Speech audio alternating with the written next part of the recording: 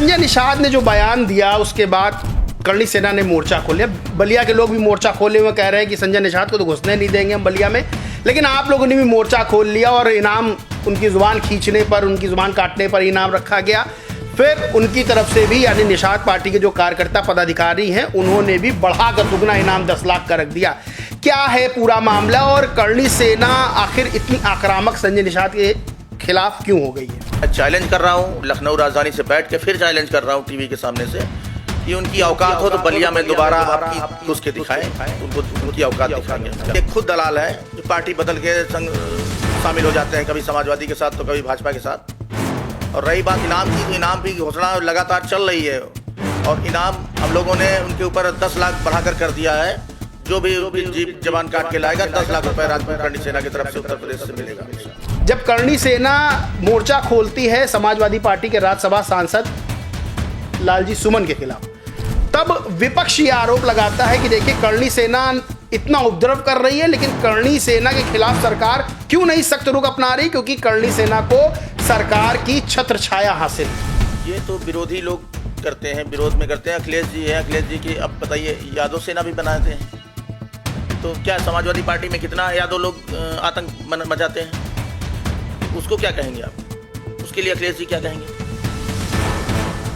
जात बिरादरी में कोई अन्याय हो रहा किसी तरह का तो हम विरोध करते हैं, या हमारे इतिहास से छेड़छाड़ की जाती है तो हम उस चीज़ का विरोध करते हैं। लेकिन क्या ये चीज़ें समाज के लिए ठीक है जो इतने ज़्यादा संगठन लगातार जातियों को लेकर उभरते जा रहे हैं?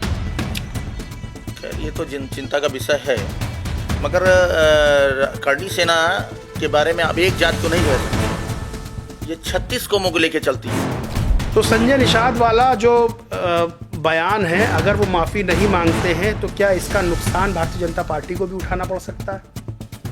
अभी तो शुरुआत है, देखते हैं क्या होता है, फिर आगे देखेंगे क्या होगा। उन्होंने तो करणी सेना के लिए कह दिया कि बहुत सी ऐसी सेनाएं जो बनती रहती हैं। हाँ तो उनकी, हम तो कह रहे हैं उनकी हिम्मत हो बलिया में कदम रख के दिखाएं, बताएंगे करणी सेना क्या है। नमस्कार, स्वागत है आपका टीवी 24 नेटवर्क में और मैं हूं अजय सिन्हा।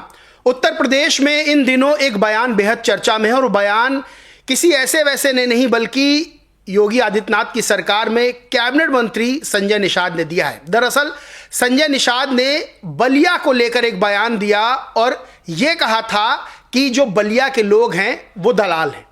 अब इसके बाद उत्तर प्रदेश की राजनीति गर्मा गई, संजय निषाद का विरोध होने लगा, बलिया से विरोध की लहर शुरू हुई और पूरे उत्तर प्रदेश में तमाम जगह संजय निषाद का विरोध हुआ, उनके बयान का विरोध हुआ। इसके बाद कई संगठन भी सामने आते हैं, लेकिन जो सबसे बड़ा नाम उभर कर सामने आता है वो है करणी सेना का।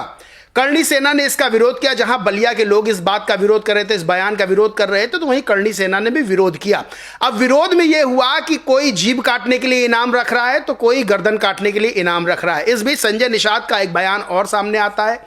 संजय निषाद कहते हैं कि मेरे बयान को तोड़ मरोड़ कर पेश किया गया। मैंने ये नहीं कहा था कि बलिया के सभी लोग दलाल हैं, बलिया के लोग तो बागी हैं, लेकिन कुछ लोग ऐसे हैं जिन्होंने दलाली की और इसी वजह से अंग्रेजों ने इतने लंबे समय तक शासन किया। अब पूरा मामला क्या है वो अच्छे से हमारे मेहमान बता सकते हैं, क्योंकि हमारे जो मेहमान हैं आज के बड़े खास हैं। श्री राजपूत करणी सेना के प्रदेश अध्यक्ष दुर्गेश सिंह दीपू, बहुत बहुत स्वागत है दुर्गेश जी आपका। संजय निषाद ने जो बयान दिया उसके बाद करणी सेना ने मोर्चा खोल लिया। बलिया के लोग भी मोर्चा खोले हुए कह रहे हैं कि संजय निषाद को तो घुसने नहीं देंगे हम बलिया में, लेकिन आप लोगों ने भी मोर्चा खोल लिया और इनाम उनकी जुबान खींचने पर, उनकी जुबान काटने पर इनाम रखा गया। फिर उनकी तरफ से भी यानी निषाद पार्टी के जो कार्यकर्ता पदाधिकारी हैं उन्होंने भी बढ़ाकर दुगना इनाम 10 लाख का रख दिया। क्या है पूरा मामला और करणी सेना आखिर इतनी आक्रामक संजय निषाद के खिलाफ क्यों हो गई है? पहले तो मैं बता दूं कि वो बलिया की जनता को, बलिया के जो वहाँ के रहने वाले हैं, उस ज़िले के रहने वाले हैं, पूरे ज़िले को अपमानित किया उन्होंने। जबकि बलिया का इतिहास रहा है कि देश की स्वतंत्रता में लड़ाई और कितने लोग जो है उन्होंने बलिदान किए हैं। बलिया ने अंग्रेज़ों से लड़ाई में भी बलिया का ज़िले का नाम आया, बलिया के लोग शहीद हुए। आज उन शहीद जो हो गए, संजय निषाद जी को उनका जो है वो नहीं दिखा, उनको दलाल कहना शब्द, जो दलाल का शब्द प्रयोग किया है उन्होंने, और उन लोगों के लिए, शहीदों के परिवार के लिए कितना अपमानजनक है।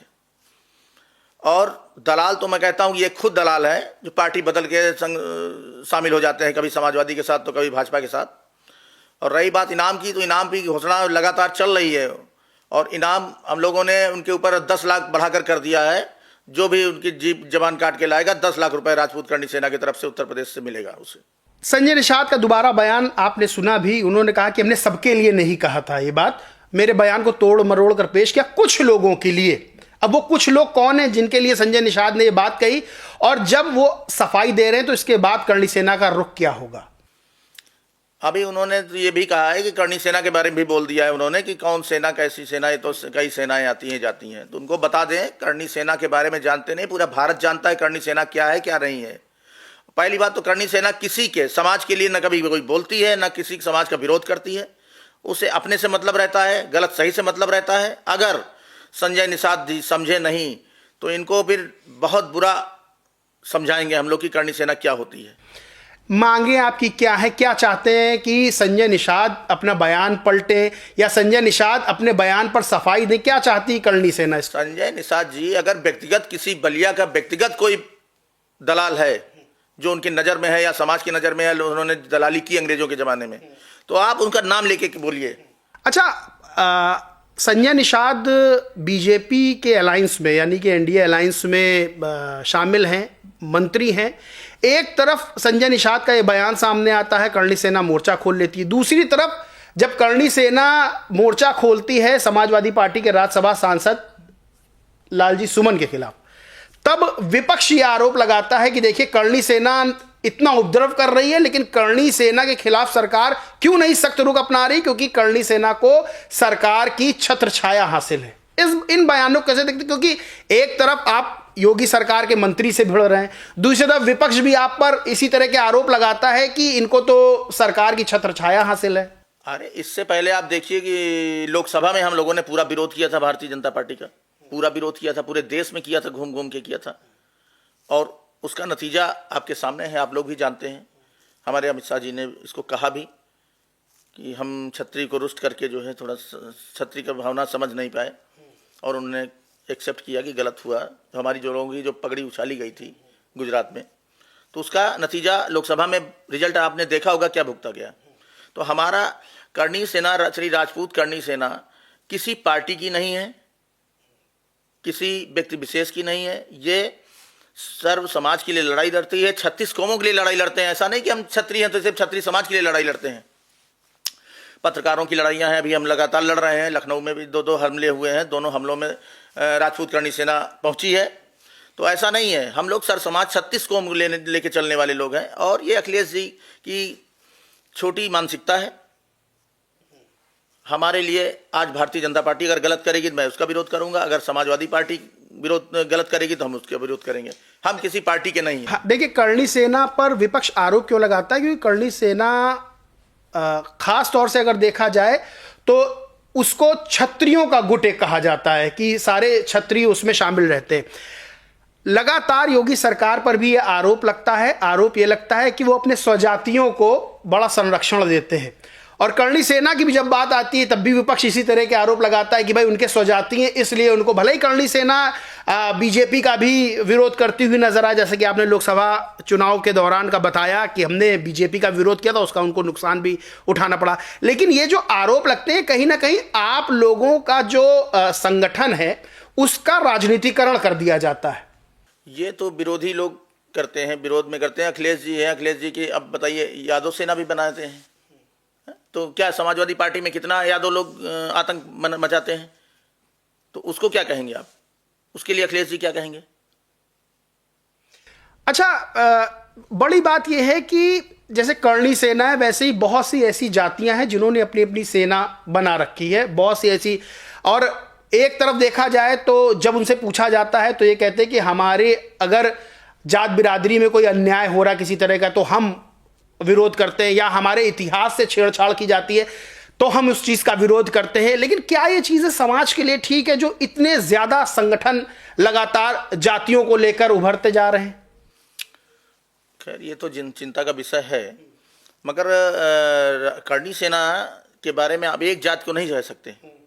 ये 36 कौमों को लेके चलती है, चाहे वो एससी हो, चाहे बनिया हो, चाहे पंडित हो, चाहे अदर किसी कास्ट को। 36 कौम होते हैं, 36 कौम को लेके चलती है। वो लोग सिर्फ एक बिरादरी की बात करते हैं, हम लोग 36 बिरादरी की बात जैसे करते हैं। आपके संगठन का नाम श्री राजपूत करणी सेना है, तो आप श्री हिंदू करणी सेना कर दीजिए भाई। अगर आप कह रहे हैं कि हम 36 बिरादरियों को साथ में लेके चलते हैं, ना कोई दलित, ना कोई पिछड़ा, ना कोई अति पिछड़ा, ना कोई आदिवासी, ना कोई सवर्ण, ना कोई ब्राह्मण, ना कोई राजपूत, तो आप श्री हिंदू करणी सेना कर दिए तो एक संदेश भी जाएगा कि सारे हिंदुओं की आप बात कर रहे हैं। आप उठाते होंगे बात, बिल्कुल ठीक है, लेकिन एक नाम से ही झलकती है चीज कि आप एक जात बिरादरी का एक का नेतृत्व कर रहे हैं। नहीं, ऐसा कुछ नहीं, पूरा हिंदुस्तान जानता है इस चीज़ को, हिंदुस्तान पूरा देख रहा है। ठीक है, अभी 5 दिन पहले आगरा में 1 महीने हो गए, 1 महीने से ज़्यादा हो गए, 3-4 बच्चियां गायब हो गई थी जिसको पुलिस नहीं ढूंढ पा रही थी। अभी हमारे 4 दिन पहले हम लोगों ने आगरा घेरा, थाना घेराव किया और 2-4 दिन के अंदर वो बच्चियां पुलिस ने बरामद करके दे दी। वो एससी थे, एससी की बच्चियां थी। तो ऐसा कुछ नहीं, हमारे यहाँ कोई भेदभाव नहीं, कोई कुछ नहीं। अगर अन्याय हो रहा है तो उसके लिए करणी सेना मैदान में हमेशा तैयार रहती है। अच्छा, उत्तर प्रदेश के मुख्यमंत्री योगी आदित्यनाथ लगातार ये दावा करते हैं कि उत्तर प्रदेश में कानून व्यवस्था बेहतर है, यानी कि पिछली सरकारों की तुलना की जाए तो हमारी सरकार में लॉ एंड ऑर्डर एकदम परफेक्ट है, हमारे यहाँ तुरंत न्याय मिलता है, और दूसरी चीज जो अपराधी हैं वो या तो प्रदेश छोड़ गए या उनको उनके सही ठिकाने पहुंचा दिया गया। आप एक बड़े संगठन का नेतृत्व करते हैं उत्तर प्रदेश में। उत्तर प्रदेश चूंकि भारत में सबसे बड़ा राज्य है, जनसंख्या के हिसाब से लोकसभा में सबसे ज्यादा ताकत उत्तर प्रदेश की रहती है, 80 सीटें हैं। तो आप सरकार के कामों को कैसे देखते हैं? क्या आपको लगता है कि जो योगी आदित्यनाथ कहते हैं वो बिल्कुल ठीक है? क्योंकि विपक्ष तो आरोप लगाता है। नहीं, कानून व्यवस्था तो आप भी उत्तर प्रदेश के रहने वाले हैं, तो आपको भी लग रहा होगा कानून व्यवस्था तो ठीक चल रही है। अब इतना बड़ा प्रदेश है तो कभी कहीं ना कहीं तो घटनाएं हो ही जाती हैं। मगर आप देखिए, समाजवादी पार्टी की सरकार और आज भाजपा की सरकार में काफ़ी फर्क है कानून व्यवस्था में। अच्छा, बड़ी चीज ये है कि विपक्ष जैसा कि आरोप लगाता है सरकार पर ठाकुरवाद का, सीधा सीधा शब्द वो कहता है कि योगी आदित्यनाथ की सरकार में ठाकुरवाद है, ठाकुरों को संरक्षण दिया जाता है, उनके सजाती हैं तो उनके ऊपर किसी भी तरह का एक्शन नहीं लिया जाता। इस आरोप को आप कैसे देखते? क्या ये ठीक है या गलत है आरोप? ये तो गलत आरोप है। ये अब ऐसे तो समाजवादी पार्टी में यादव लोग कितना आतंक करते थे, क्या कार्रवाई होती थी? तो उनके ऊपर आरोप लगता है कि जैसे ही समाजवादी पार्टी की सरकार आती है तुरंत जो है वो संरक्षण दिया जाने लगता है। ये आरोप समाजवादी पार्टी पे आज से नहीं दशकों से लग रहा है, जब से उसका निर्माण हुआ है। बिल्कुल, मगर यहाँ पे ऐसा कुछ नहीं है। अगर कितने क्षत्रिय समाज के लोग हैं जो जेल में हैं, अगर उन्होंने गलत किया है तो वो जेल जाएंगे। सरकार का कोई समर्थन नहीं, कोई वो नहीं है। योगी जी जैसे हैं अच्छा काम कर रहे हैं, सर्व समाज के लिए काम कर रहे हैं। जात देखकर योगी जी काम नहीं करते। यानी कि श्री राजपूत करणी सेना का समर्थन योगी आदित्यनाथ को रहता है? नहीं, जो सही काम करता है उसके लिए रहता है। तो मतलब अखिलेश यादव जब सरकार में थे तो उन्होंने कोई सही काम नहीं किया, या उससे पहले बीएसपी सुप्रीमो मायावती की सरकार थी? नहीं, मायावती जी ने जो है बहुत अच्छे काम किए। उनके कार्यकाल में कानून व्यवस्था बहुत अच्छी रही और उन्होंने काफ़ी उत्तर प्रदेश के लिए काफ़ी काम किया।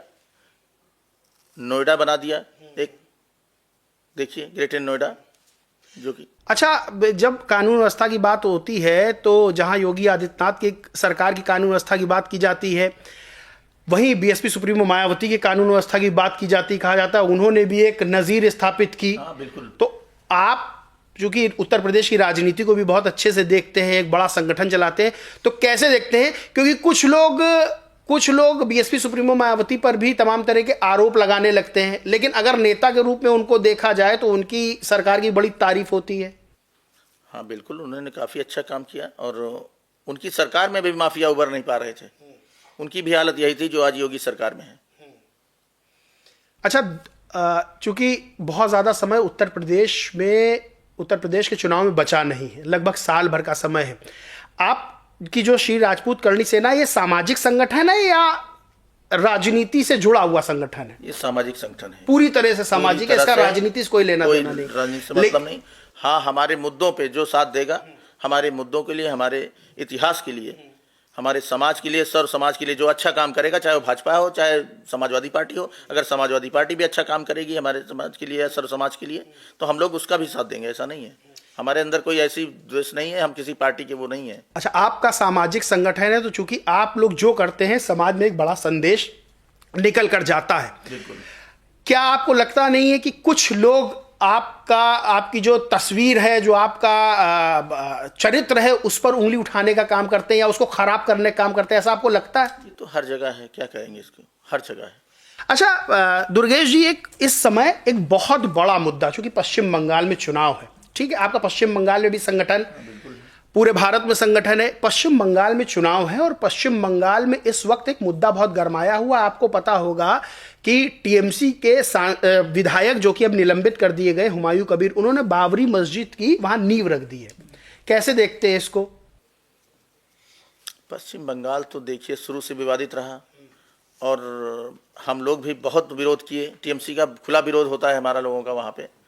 हम लोग उस विधायक का विरोध कर रहे हैं, पूरा पुतला जला रहे हैं, पूरा कोलकाता में कई जगहों पे। हमारे कार्यकर्ता काफ़ी गिरफ्तार भी हुए बंगाल में, तो हमारा विरोध प्रदर्शन जारी है उनके खिलाफ।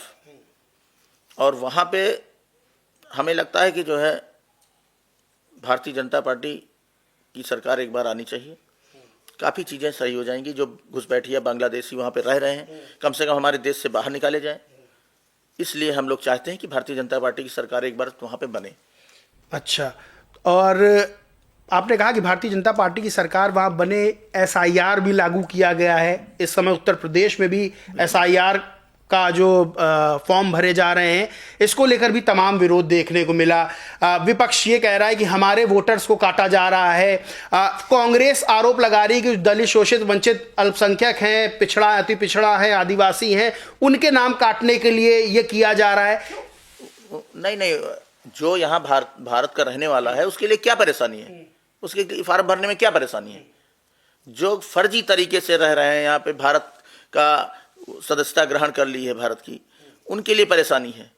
तो उनके लिए जिसको आपत्ति होगी वही बोल रहा है। बाकी भारतीय जो है हमारे, चाहे मुस्लिम हो, चाहे हिंदू हो, चाहे कोई समाज हो, अगर वो भारत का रहने वाला जन्म से, तो उसे क्या कोई समस्या नहीं है और ना होनी चाहिए। और अभी देखिए लखनऊ में 300 बांग्लादेशी पकड़े गए हैं। माननीय हमारी मेयर साहब ने जो है उसकी जांच कराई और देखिए पकड़े गए। इसी तरह पूरे देश में इसका उजागर होना चाहिए और इससे अपने देश की सुरक्षा बढ़ेगी, न कि घटेगी। तो करणी सेना इसके लिए कोई जागरूकता अभियान, किसी तरह का कार्यक्रम कर रही है कि लोग जाके जागरूक होकर एसआईआर फॉर्म भर के समय से जमा करें? नहीं, करणी सेना ने कह दिया है, स्टेटमेंट दे दिया है कि इसका फार्म भरें, जमा करें, इसका कोई विरोध न करें और फार्म भरने में चूके मत। अगर वो हिंदुस्तान के मेंबर हैं तो जरूर फार्म भरें और जो नहीं है वो खुद ही अभी पता चल जाएगा। अच्छा, 27 को लेकर आपके जहन में क्या तस्वीर उभरती है? क्योंकि चुनाव है और चुनाव में तमाम तरह के मुद्दे आप देख रहे होंगे। इस वक्त जातिगत राजनीति बहुत हो रही है। उत्तर प्रदेश में कुछ ज़्यादा ही है। उत्तर प्रदेश में, बिहार में भी अभी जब एसआईआर आया तो राहुल गांधी ने वोटर अधिकार यात्रा निकाली। उसके बाद चुनाव वहाँ हुए और राहुल गांधी लगातार संविधान का जिक्र करते रहे, जैसा कि उन्होंने लोकसभा चुनाव में किया भी था, फिर करते रहे। और बहुत से आरोप वो लगाते रहे कि जो जातियां जो दलित हैं, शोषित हैं, वंचित हैं, इनका बीजेपी की सरकार में, एनडीए सरकार में बहुत शोषण हुआ है और कहीं ना कहीं पूरे चुनाव को जातीय रंग देने की कोशिश की गई। लेकिन जब रिजल्ट सामने आया तो महागठबंधन को बड़ी बुरी हार का सामना करना पड़ा।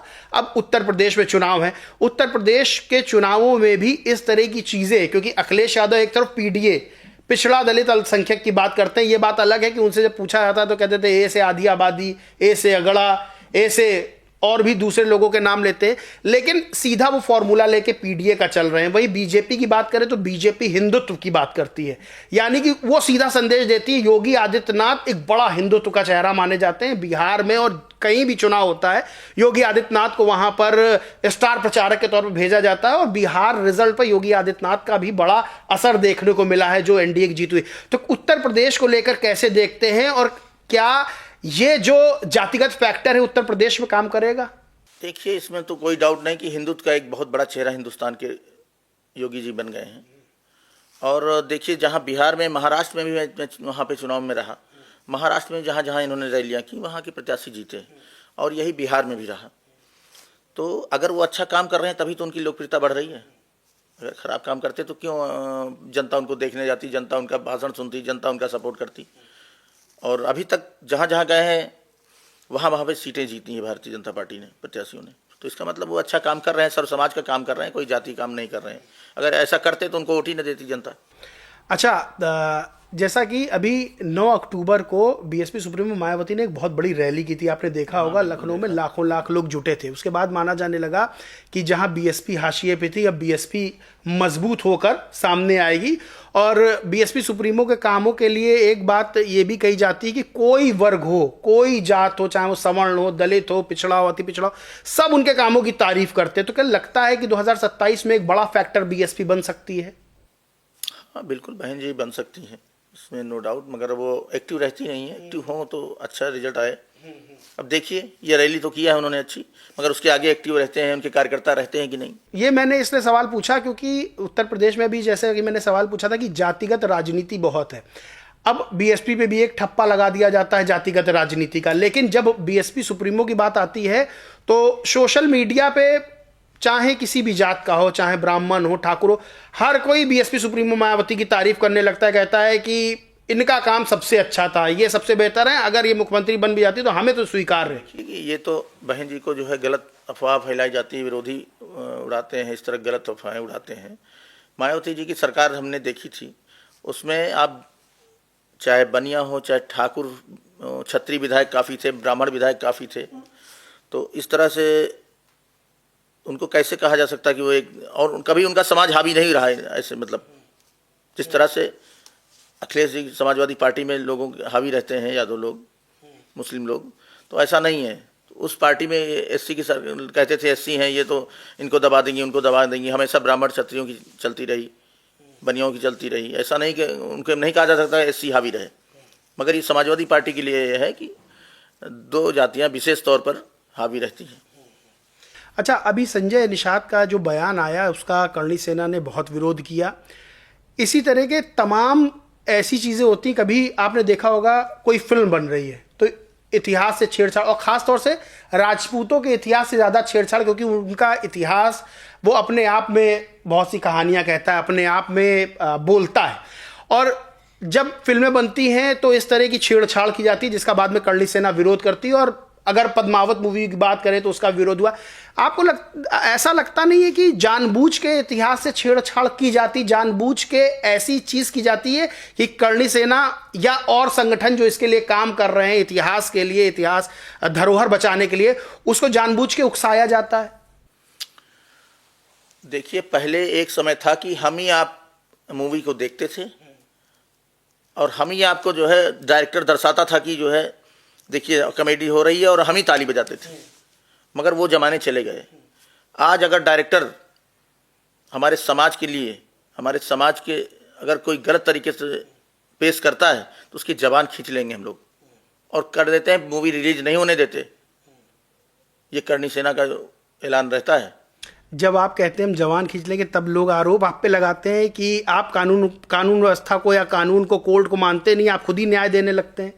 नहीं, करणी सेना सबका सम्मान करती है, कानून का सम्मान करती है, मगर उन लोगों को कानून का डर होना चाहिए जो लोग किसी समाज को जो है उछाल देते हैं, किसी के बलिदान न देखकर उसकी जो है गलत तरीके से उसको पेश कर देते हैं। ये तो गलत है ना। अब जैसे संजय निषाद वाला मामला है, संजय निषाद ने बयान दिया, करणी सेना सामने आई, लेकिन फिर आरोप लगने लगे कि करणी सेना अपने मन से इनाम भी घोषित करे दे रही है। तो लोग कहते हैं कि करणी सेना हिंसा को बड़ा बढ़ावा देती है, जो आपके विरोधी हैं। ऐसा कुछ नहीं है, हम लोग हिंसा को बढ़ावा कभी दिए नहीं, ना हिंसा कभी किए हैं। अब फिलहाल संजय निषाद की बात है तो मैं चैलेंज कर रहा हूँ, लखनऊ राजधानी से बैठ के फिर चैलेंज कर रहा हूँ टीवी के सामने से कि उनकी औकात हो तो बलिया में दोबारा आपकी घुस के दिखाएं, तो उनकी औकात दिखाएंगे हम क्या होती है। तो माफ़ी मांगने के बाद, हाँ, वहाँ की जनता से माफ़ी मांग ले तो कोई बात नहीं। अच्छा, करणी सेना का जब जिक्र होता है तो क्या 2-3 करणी सेना है? क्योंकि समाज के लिए कहा जाता है कि समाज जब बंटता है तो समाज कमजोर होता है, ये किसी भी समाज के लिए, चाहे वो राजपूत का समाज हो, ब्राह्मण समाज हो। लेकिन यहाँ करणी सेना जो कि एक बहुत मजबूत संगठन है और कई उदाहरण उसके हैं कि उन्होंने तमाम जगह विरोध प्रदर्शन करके अपनी बात मनवा भी ली है, ऐसे में क्या कई करणी सेना काम करती हैं? देखिए, हम बता दें कि ये जो श्री राजपूत करणी सेना है, ये कालवी साहब ने बनाई थी 2007 में, और वही आज तक चली आ रही पहली। और जो कुछ लोग अपना एक दो बनाए हैं, चलती है, मगर जब भी कोई विरोध प्रदर्शन होता है तो सारी करणी सेनाएं एक होकर उसका प्रदर्शन करती हैं, साथ लड़ाई में साथ रहती हैं। अच्छा, सब अलग अलग बनाए, लेकिन जैसे ही कोई किसी लक्ष्य को हासिल करने की बात आती है, आप आगरा देख लीजिए, हम लोग सब लोग थे, और जितनी भी समाज संगठन थे सब साथ थे हमारे। अच्छा, कई आपके संगठन या आपसे जो दूसरे नाम से संगठन चल रहे हैं करणी सेना, उसमें कई नेताओं के ऐसे बयान सामने आ जाते हैं जिसका जो बयान ठीक नहीं माने जाते। कई बार कोई कार्यकर्ता, मानिए आपका कोई कार्यकर्ता है और एकदम उत्तेजित होकर उसने मानिए कोई ऐसा बयान दे दिया जो समाज को स्वीकार नहीं होता कि भाई इस तरह का बयान नहीं देना चाहिए, उस पर आप लोग क्या कार्रवाई करते हैं? नहीं, उसको कार्रवाई करते हैं, क्योंकि समाज से हम लोग अलग नहीं हैं, कानून से अलग नहीं हैं। हम लोग कानून का सम्मान करने वाले व्यक्ति हैं, समाज का सम्मान करने वाले व्यक्ति हैं, और समाज की लड़ाई लड़ते हैं। तो हम लोग क्यों गलत करेंगे? अगर हाँ लाखों कार्यकर्ताओं में एक दो गलत बोलते हैं तो उनको हटाया जाता है, उनको पेनल्टी दी जाती है और उनको संस्था से हटाया जाता है। तो संजय निषाद वाला जो बयान है, अगर वो माफ़ी नहीं मांगते हैं तो क्या इसका नुकसान भारतीय जनता पार्टी को भी उठाना पड़ सकता है? अभी तो शुरुआत है, देखते हैं क्या होता है, फिर आगे देखेंगे क्या होगा। क्योंकि उन्होंने तो करणी सेना के लिए कह दिया कि बहुत सी ऐसी सेनाएं जो बनती रहती हैं। हाँ, तो उनकी, हम तो कह रहे हैं उनकी हिम्मत हो, बलिया में कदम रख के दिखाएं, तो बताएंगे करणी सेना क्या है। आप लोग कोशिश कर रहे हैं कि सरकार में जो बैठे लोग हैं उनसे मुलाकात की जाए और इनकी शिकायत उनसे की जाए कि भाई आपके मंत्री इस तरह का बयानबाजी कर रहे हैं। विधायक जी माननीय मुख्यमंत्री जी से मिलकर लिखित शिकायत इनके खिलाफ कर दिए हैं, उनको जानकारी हो गई है मुख्यमंत्री जी को। अब देखते हैं क्या होता है आगे। चलिए, बहुत बहुत शुक्रिया दुर्गेश जी, आपने संजय निषाद के बारे में भी बताया कि वो माफ़ी मांग ले तो पूरा मामला ही खत्म हो जाएगा। वहीं जिस तरह के करणी सेना पे विरोधी आरोप लगाते रहते हैं कि एक संगठन का प्रतिनिधित्व करती है, तो दुर्गेश जी ने बताया कि सिर्फ एक संगठन का नहीं बल्कि 36 बिरादरियां, जिसमें दलित, पिछड़े, सब कोई शामिल होता है, उनके हक की हम आवाज़ उठाते हैं। और सीधे तौर पर इन्होंने ये भी कहा कि अगर इतिहास से छेड़छाड़ की जाएगी तो उसका भी जवाब दिया जाएगा। बहरहाल इस बातचीत में इतना ही। कैसी लगी बातचीत कमेंट करके जरूर बताएं। वीडियो अच्छा लगा तो लाइक करके शेयर करें, चैनल को सब्सक्राइब नहीं किया तो सब्सक्राइब करके बेल आइकन जरूर दबा लें। धन्यवाद।